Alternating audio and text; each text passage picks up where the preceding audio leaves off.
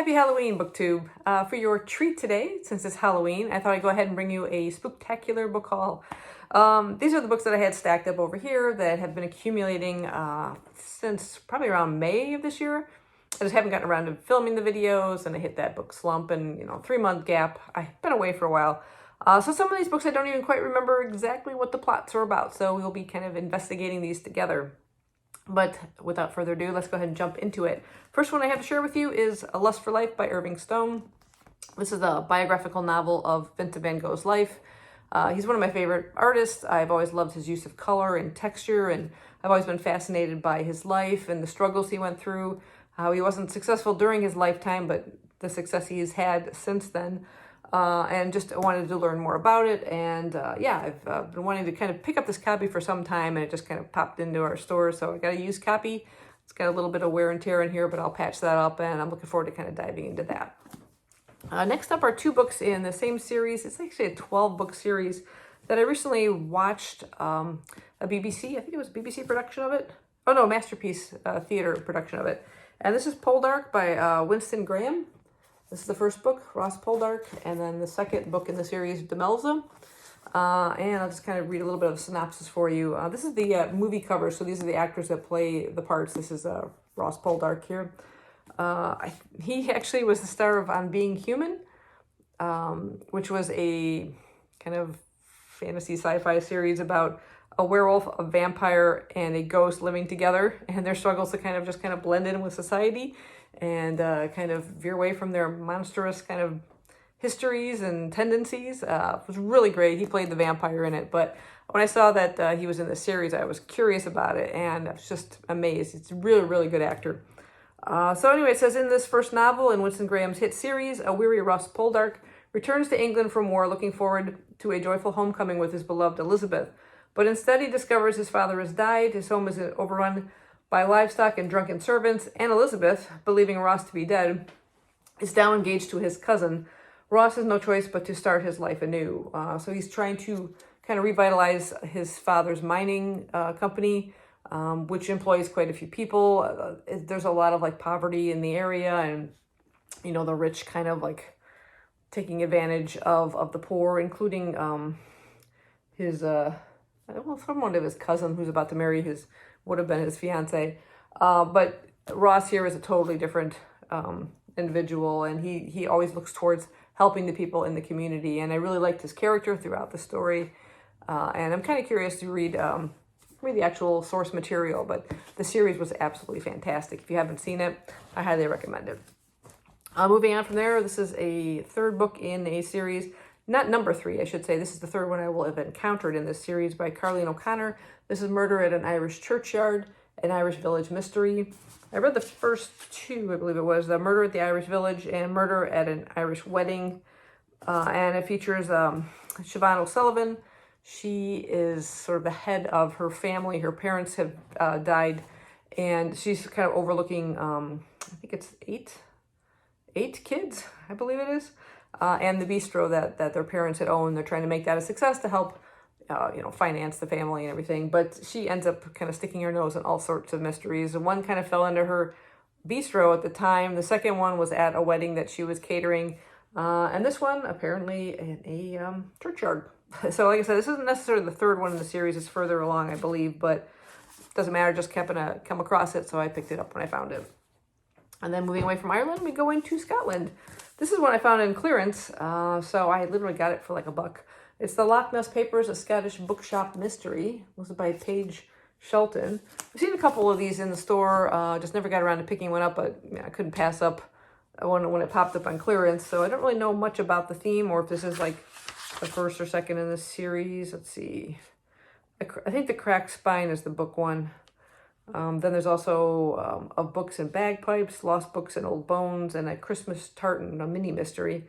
Those are all part of that same series. This one, it says Delaney Nichols is delighted with her life in Edinburgh, working at the Cracked Spine, a shop that specializes in hard-to-find books and artifacts. With a job she loves and her fast-approaching marriage to devastatingly handsome Scottish pub owner Tom Shannon, Delaney's life could be straight out of a fairy tale. At least it would be if the pastor meant to perform the wedding ceremony hasn't recently passed away. As Delaney searches for another reverend, she stumbles across Norval Fraser, an elderly man obsessed with the Loch Ness Monster. Well, kind of two interesting themes here, old bookshops and the Loch Ness Monster. So anyway, always attracted to the interesting and unusual, Delaney befriends Norval. But when his nephew is found dead, the police decide Norval's obsession has moved from monsters to murder. So apparently she ends up trying to solve the crime and stuff. So yeah, I love the setting, love the kind of theme about it. Great picture. There's Nessie right there. So yeah, that'll be fun. Another mystery I picked up is James Lovegrove's Sherlock Holmes and the Beast of the Stapletons. A bit of a cover by, but also, you know, it's Sherlock Holmes, so of course, why not? I love the end papers with the bees. Apparently he's retired to beekeeping. Let's see, it says 1894, the monstrous Hound of the Baskervilles has been dead for 5 years, along with its no less monstrous owner, the naturalist Jack Stapleton. Sir Henry Baskerville is living contentedly at Baskerville Hall with his new wife Audrey and their 3-year-old son Harry. Until that is, Audrey's lifeless body is found on the moors, drained of blood. It would appear some fiendish creature is once more at large on Dartmoor and has, like its predecessor, targeted the unfortunate Baskerville family. Sherlock Holmes and Dr. Watson are summoned to Sir Henry's aid, and our heroes must face a marauding beast that is the very stuff of nightmares. It seems that the Stapleton may not have perished in the great Grimpen Mire after all, as Holmes believed, and is hell-bent on revenge. So, Return of Stapletons. So that sounds really good. Kind of a sequel to Hound of the Baskervilles.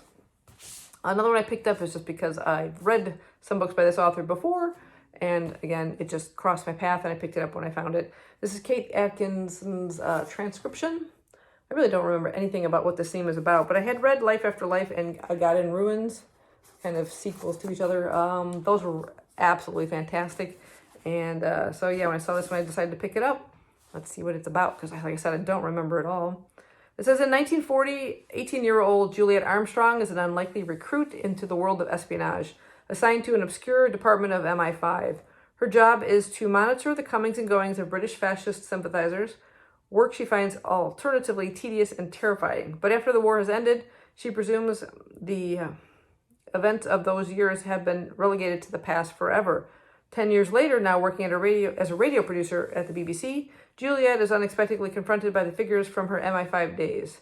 There's a different war being fought on a different battleground, and Juliet is once more under threat. A bill of reckoning is due, and she finally begins to understand that there is no action without consequence. So it's a work of extraordinary power, wit, and empathy. So a bit a spy thriller kind of thing, it sounds like. Yeah, so we'll check that one out. This one I saw on a couple of people's channels, and it intrigued me enough, and again, a copy crossed my path. This is The Memory Police by Yoko Ogawa. Very interesting cover. It does kind of say the cover of the title within the print on our eye there. Yeah. But this one sounded really interesting. It says, it's a haunting Orwellian novel about the terrors of state surveillance from the acclaimed author of The Housekeeper and the Professor, neither of which I have read. On an unnamed island off an unnamed coast, objects are disappearing. First hats, then ribbons, birds, roses, until things become much more serious. Most of the island's inhabitants are oblivious to these changes, while those few imbued with the power to recall the lost objects live in fear of the draconian memory police, who are committed to ensuring that what has disappeared remains forgotten. Kind of curious as to why things like that would be disappearing, but it sounds really interesting. When a young woman who is struggling to maintain her career as a novelist discovers that her editor is in danger from the memory police, she concocts a plan to hide him beneath her floorboards. As fear and loss close in around them, they cling to her writing as the last way of preserving the past. A surreal, provocative fable about the power of memory and the trauma of loss. The Memory Police is a stunning new work from one of the most exciting contemporary authors writing in any language. So that just sounds really, really interesting. Like anything with an Orwellian theme. Next up is a book by Diane Setterfield. She's the author of The 13th Tale, and what was the one I read? I forgot what it was called now. I read it just recently this year. Once Upon a River. Yeah. I love that book as well. I love both of those books. So I picked this one up because, again, I popped into the store and there it was. This is One Moment in Time Can Haunt You Forever. Caught up in a moment of boyhood competition, William Bellman recklessly aims his slingshot at a rook resting on a branch, killing the bird instantly.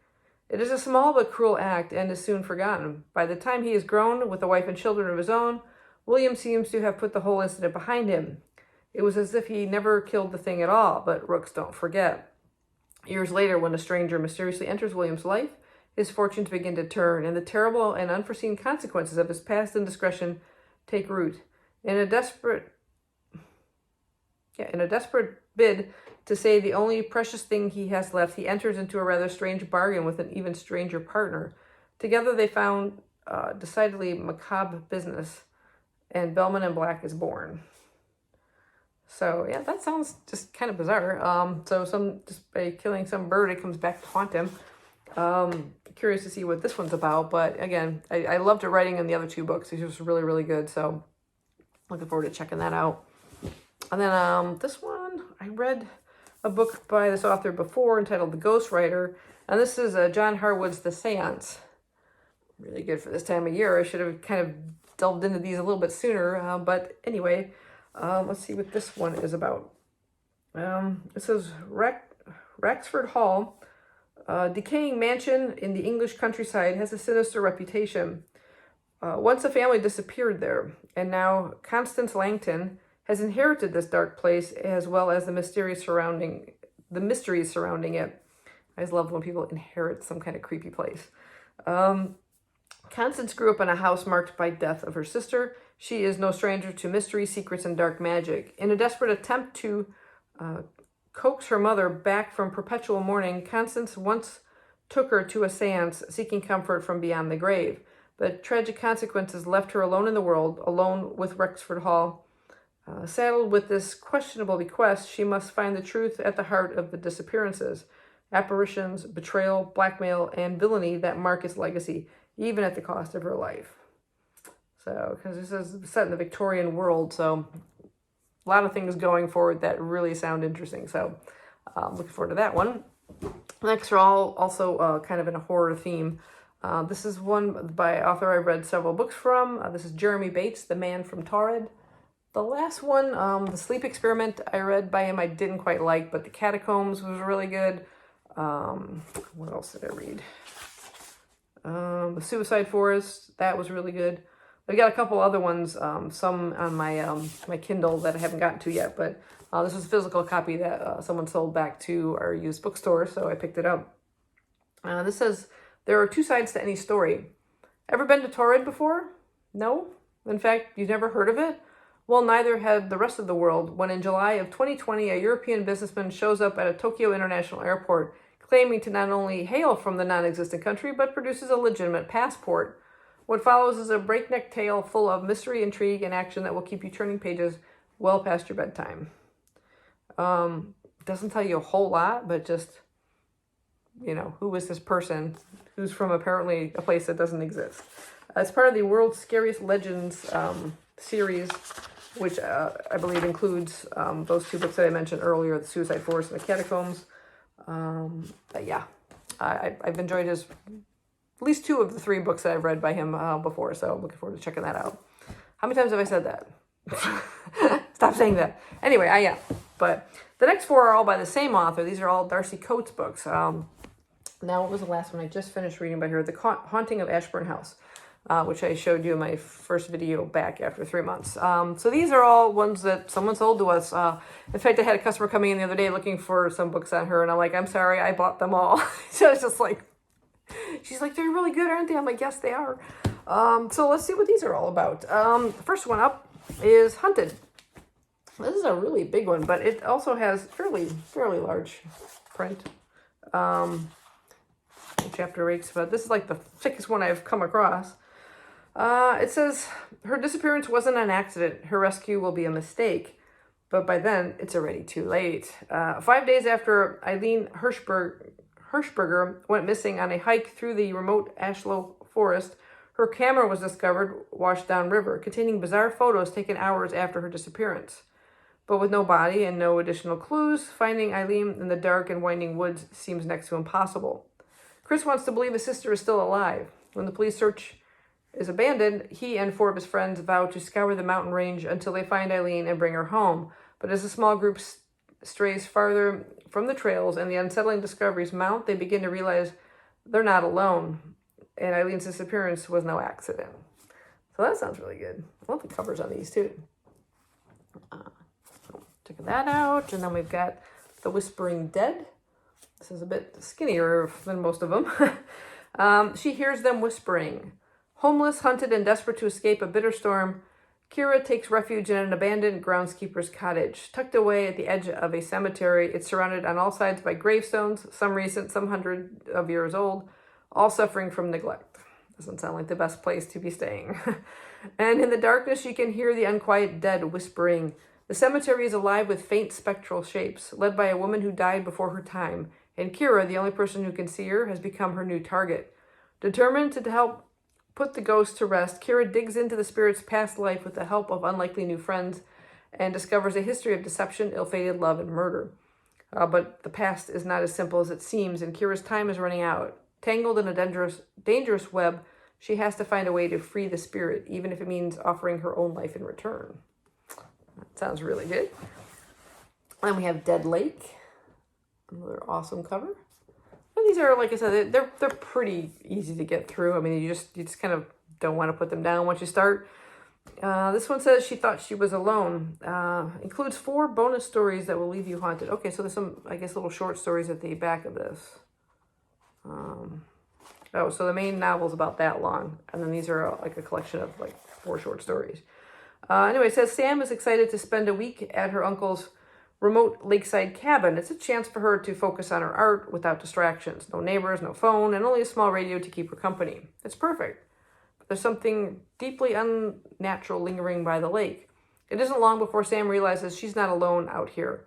A tall, strange man stands on the edge of her dock, staring intently into the swirling waters below. At first, she tries to brush off her unease, but unnerving reports begin to surface of hikers missing from the nearby trail. Then he starts to follow her. He disables her car. He destroys her only way to communicate with the outside world. Stranded, alone, afraid, Sam may have become the prey in a hunter's deadliest game. So, probably not a supernatural one, more like a thriller, it sounds like. Okay, and then the last one sounds definitely ghostly. This is The Haunting of Blackwood House. I love these covers. Ooh, that's just creepy. It says, how long could you survive? As the daughter of spiritualists, Mara's childhood was filled with seances and scam mediums. Now she's ready to start over with her fiancé, Neil, far away from the superstitions she's learned to battle. But her past isn't willing to let her go so easily, and neither is Blackwood House. When Mara and Neil purchased the derelict property, they were warned that ever since the murder of its original owner, things have changed. Why did you buy it if you knew the previous owner was murdered in the house? Anyway, strange shadows stalk the halls, doors creak open by themselves, voices whisper in the night, and watchful eyes follow her every move. But Mara is convinced she can't possibly be in danger, because ghosts aren't real, are they? Anyway, yeah, like I said, I really enjoy her writing. They're just super fun, ghostly, creepy stories. Anyway, have you guys read any of these before? Have you tried a Darcy Coats book or a Jeremy Bates one? I've read, like I said, several of his as well. Let me know what you guys are reading. I hope you have a wonderful Halloween. About time to start answering that doorbell because I think you're in trick-or-treat hours, so I gotta go. I'll get this uploaded to you, and just comment down below what you guys are reading, and hope you have a great time. Bye-bye.